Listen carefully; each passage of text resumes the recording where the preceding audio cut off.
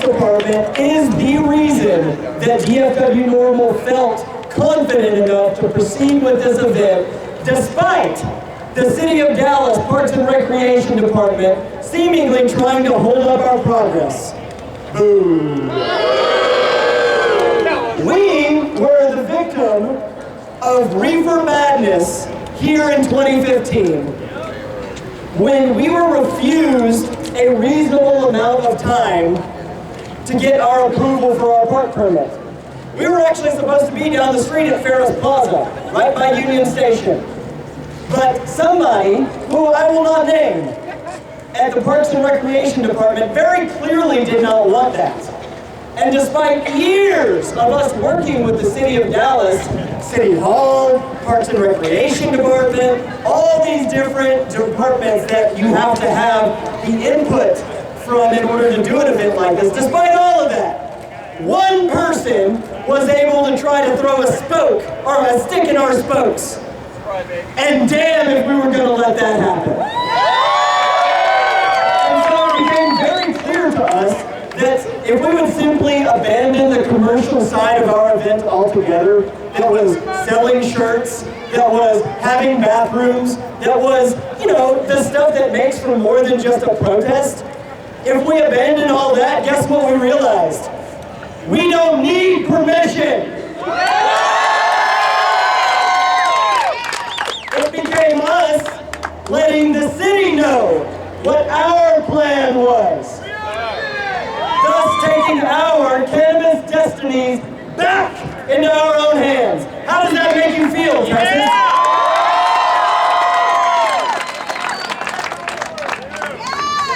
This day is going to be special for a number of reasons. Many of you, this will be your first time coming out to a public rally about marijuana. Make some noise right now if this is your first marijuana rally.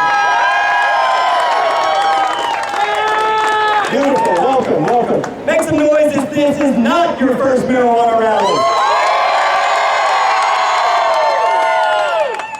Clearly we're doing our jobs by bringing our friends, aren't we? Beautiful. Well, today, the really special reason for this event for me is the sheer number of different voices that will be represented at this event.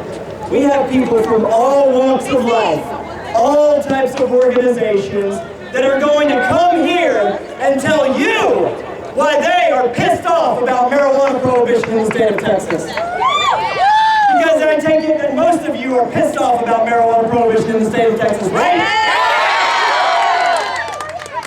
Most people have no idea that now, in the Lone Star State, we are a medical marijuana state. Yeah! This past legislative session, the Texas Compassionate Use Act was passed, and now, my friends, we have a medical marijuana law on the books in this state. Yeah! Do you know what that means? That means they have acknowledged us as people who are using this as a medicine for one, as consumers who are wanting to go about this in the right way, and the governor himself has acknowledged now that marijuana is a medicine. How does that make you feel, Texas? Yeah, I feel pretty similarly, I guess. I feel very, very good that Texas was not last, let me just tell you, because damn that. We in the state of Texas will never be last regarding marijuana policy. Never again, I should say.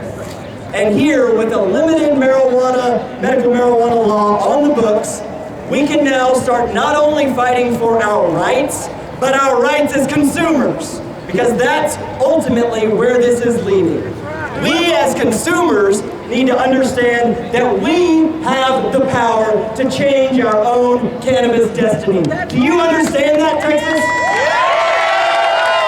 Do you understand that the only reason we have a medical marijuana law on the books right now is to shut us up?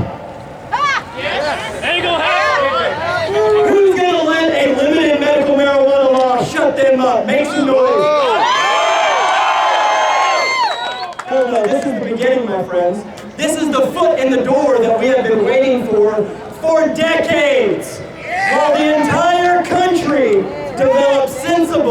compassionate, courageous marijuana policy, Texas has been sitting back on its laurels, watching, waiting. And this year we had 12 bills in the legislative session that could have changed our marijuana destinies forever. And one of them passed. But it was the worst one. Why do you think that is? To shut us up. We ain't gonna shut up. We're not gonna shut up. This is the beginning of the end of marijuana prohibition in the state of Texas. What I'm talking about. I want you to all spend the next 12 months listening very carefully to the dying screams and wails of the prohibitionists as they sink into the tar pit of their own oblivion. As we, free people of this state and of this country, tell them what our marijuana policy is going to be. Are you with me? It's an exciting time to be a marijuana law reformer in this country, my friends. There is more than half of the country who lives in a place with sensible marijuana policy. We are the marijuana majority now. And if we do not take ownership of the strength that comes with that, we need to not be surprised when interests want to take this from us and make it what they want us to have. I, and many of the activists here, believe in what's known as access to whole plant medical cannabis. That means I don't believe that the only marijuana that you should have should come in a little bottle with a label from GW Pharmaceuticals on it. In fact, I personally believe that you, as responsible adults, should be able to grow your own medicine in your own backyard. And many people agree. Believe it or not, many police officers agree with you. Many lawmakers agree with you. But guess what they're not hearing enough of? Us. You. They're used to seeing people like me, people like David Sloan, people like Jax, who are always at the Capitol making a bunch of noise, banging a bunch of pots and pans together. But they're not used to hearing from you, their silent constituents, in their districts. These people right now are sitting around talking about this past legislative session and the coming legislative session that'll happen in approximately, what, a year and a half-ish? They're already talking about the plan. So we need to be talking about our plan, right? So here's what we're all going to do. Every single one of us, if we fancy ourselves marijuana activists as grassroots reformers, we need to make a commitment on 3 different fronts. Number 1, we need to make a commitment that we are going to know our elected lawmakers by name. We're going to know our representative, our congressmen, we're going to know our city councilmen. And it is going to be our civic duty to bother these people about marijuana. Not when the legislative session begins. Now. Now is where we start building our allies. Right meow. So that's number 1. I want every single one of you in 12 months to be able to say, not only do I know who my elected representative is, but I have met them and shaken their hand, and they know how I feel about marijuana policy. Can you do that? Yeah! How many people, make some noise, have met their representative before? All right, anytime. All right. How many people have been to the Capitol? How many people would go to the Capitol with me for a giant marijuana lobby? Okay, well, we're going to do a lot of those, my friends, and we're not going to wait till the legislative session kicks back off. So the number 2 thing we can do immediately is we can start letting the media know, all the media, that's web, TV, print, radio, podcast, internet, I don't care. If they're talking about something and you're listening, you need to get them talking about marijuana. I don't care if it's recreational marijuana for responsible adults, something I believe Texas is ready for, or simply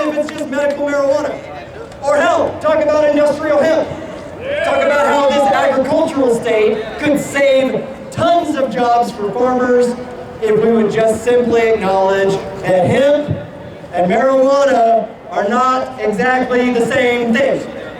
And this joke that police officers don't know the difference is bullshit.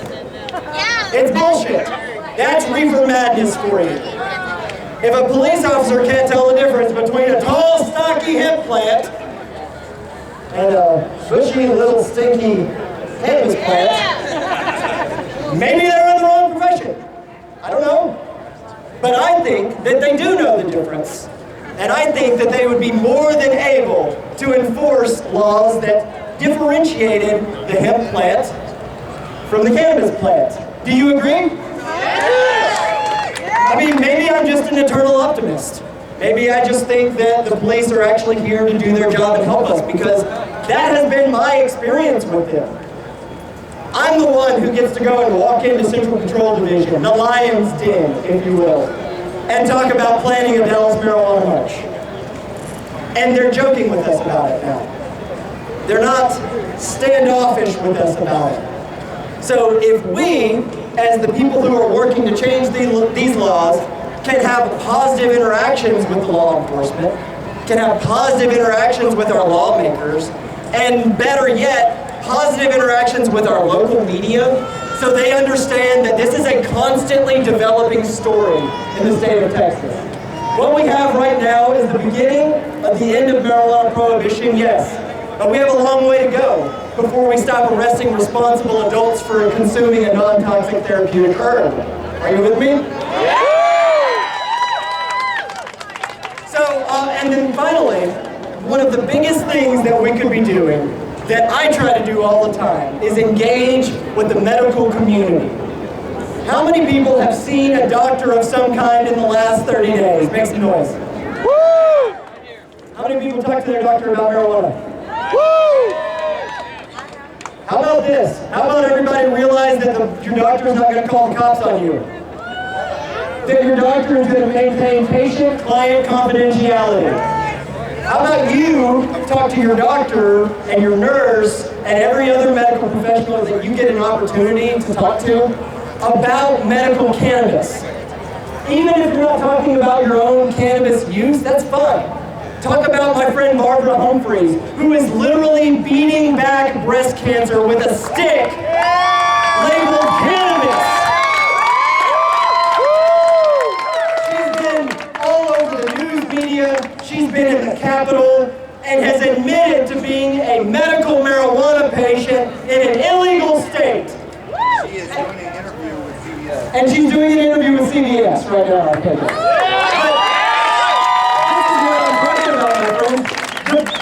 Your doctor's not going to call the cops on you. For one, they want your return business. But for two, there's not a whole lot of people having honest conversations with medical professionals about this. Most doctors go through their entire medical school and they don't know that humans have an endocannabinoid system built inside of us meant to receive the benefits of the cannabis plant. Doctors are not being taught this. So who's got to teach them? We do. We have to educate these people who think they know everything, who think that they know what's best for you. Who knows what's best for you? You do. You, the bearer of your own existence, knows what's best for you. Thank you very much. And I am frankly sick and tired of a pill being the answer to most problems in this state.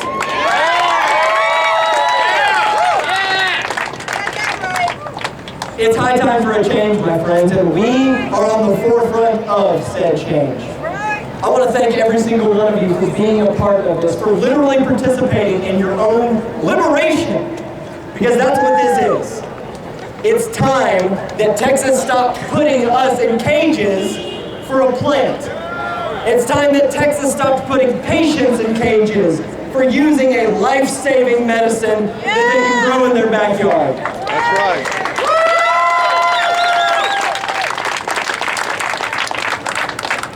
The worst thing that can happen after today, my friends, is that you lose your energy for this topic. And that you go back to whatever it was that you were doing or weren't doing to help end marijuana prohibition. If every one of you uses this moment as your springboard to activism, I will find a place for you in our family here at DFW NORML, because that's what we are.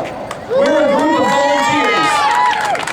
We're a group of volunteers who are saddled with a very, very tough task of fighting an uphill battle in a state like Texas. And this family gets stronger when you become a part of it. I'm talking to every single one of you here. I don't care if you don't smoke marijuana. I don't care if you've never even seen cannabis. You can be the liberator of so many people in this state by having a voice, by having an opinion, and being unafraid to share it with everyone that you know. That's what I do. What do you think I talk about when I make small talk at the post office? Marijuana. What do you think I do? What small talk do you think I make any opportunity I have with a stranger? Hey, how do you feel about marijuana? Because usually I got a shirt on like this and they're already looking. Because people are curious. They have questions about this. And if you become your own advocate and educate yourself and become what we consider a higher class of cannabis consumer, not just someone content to get away with it, because let's be real, that's most of us, right? But instead, someone whose mission is to educate Texans about what this plant is, what it's not, and how we can change the laws here. Because most people have no idea what it takes. How many people think right now that we can start a petition that would ultimately legalize Texas? You're wrong. We can't. We in Texas do not enjoy the right to referendum, which means we cannot petition our government. But you didn't know that, did you? That's a serious piece of information to know if you're considering yourself a marijuana activist, right? Because otherwise you're giving a lot of bad info. Oh yeah, well if we could just get a petition. Actually, no, not really. And so this is what we can do. We can understand how the political process works. We can understand that most modern day reefer madness is that. The gateway theory is bullshit. Science has already disproved that. Thank you very much. This is the most studied plant in human existence, so if you tell me we need to see more research, then you need to see more research. And finally, this is a plant that does not have a lethal dose associated with it. And so, if we're going to be okay with advertising beer at the NFL games and at the Ranger games where kids are being influenced by these Coors Light commercials, if we're going to be okay with responsible adults being able to go to a bar, drink alcohol, and then make their way home, then we need to get off people's backs about marijuana immediately. Because marijuana drivers are not causing mayhem on the freeways right now. Drunk drivers are. And how many drunk driving tickets can you get before you even lose your license? 3! No, you can, well, okay, so understand this. You can get your tickets thrown out. You can have a lawyer go and say, oh yeah, but this. Not with pot. Why not? Why is it that the less dangerous substance carries with it a harsher penalty? Ignorance is the reason, my friends. Ignorance. There are people who make our laws who still think marijuana is more dangerous than alcohol. Who still think tobacco is somehow safer than marijuana. That's ignorance. And who's going to teach them? The media? No. The media is so far behind on this topic that I can't even see them in my rearview mirror. I don't understand why every news station in this state is not talking about marijuana every day. Because we have our citizens literally fleeing this place for Colorado and Oregon and Washington and everywhere else. If we're okay with losing citizens, with losing patients en masse, then we have a much bigger problem in this state than marijuana prohibition. Would you agree? There was a time when citizens used to care about their communities and citizens used to care about each other. And that is what we have here. is a community of people who care enough to come out here and work to make a change. And now every single one of you is a part of that community. Yeah, clap. Yes, make some noise.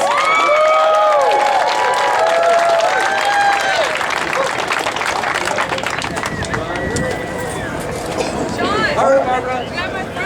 Well, hey, you want to come say hi? I've got an actual radio DJ here from Dallas, Fort Worth.